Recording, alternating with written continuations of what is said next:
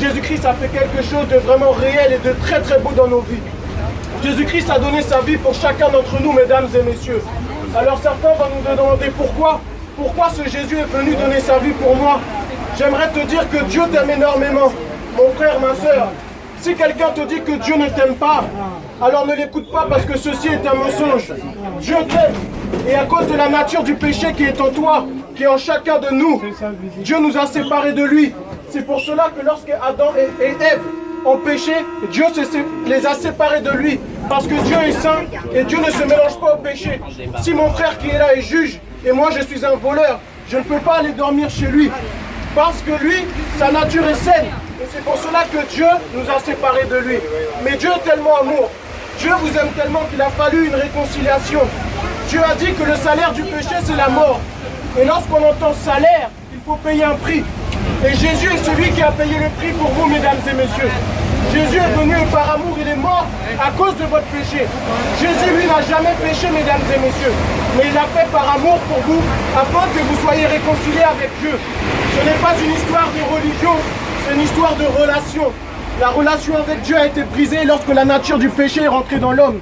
Et Jésus est celui qui a brisé cette nature. Ce soir, si vous appelez Jésus à rentrer dans vos vies, alors Jésus vous délivrera de cette nature qui vous empêche d'accéder à Dieu. Car Jésus est le chemin, la vérité et la vie. Jésus est celui qui vous réconcilie avec Dieu, mesdames et messieurs. Si vous rejetez Jésus, vous rejetez le cadeau que Dieu vous a fait. Et lorsque vous serez devant Dieu, vous n'aurez aucune excuse. Vous aurez beau pleurer, il n'y aura pas d'excuse.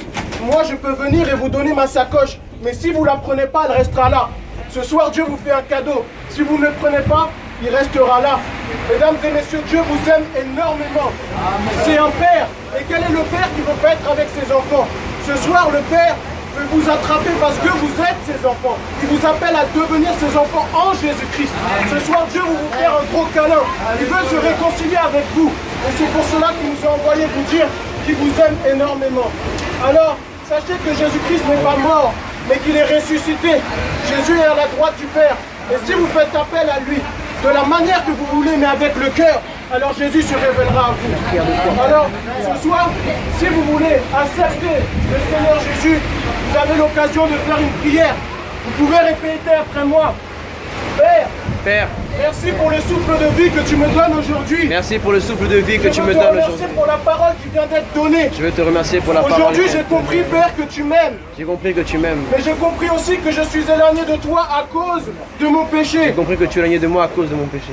Alors, Père éternel, je veux te dire merci pour ton amour. Merci pour cet amour que tu as donné en Jésus-Christ. Seigneur Jésus, je reconnais que tu es mort pour moi à la croix. Je reconnais que tu es mort pour moi à la croix. Je reconnais, Seigneur Jésus, que tu es ressuscité. Je reconnais que tu es ressuscité. Seigneur Jésus, viens changer ma vie. Viens changer ma vie. Seigneur Jésus, rentre dans mon cœur maintenant. Je t'accepte, Seigneur Jésus, je t'appelle maintenant, Seigneur. Que Dieu vous bénisse dans le nom puissant de Jésus-Christ, mesdames et messieurs. Alléluia. Amen.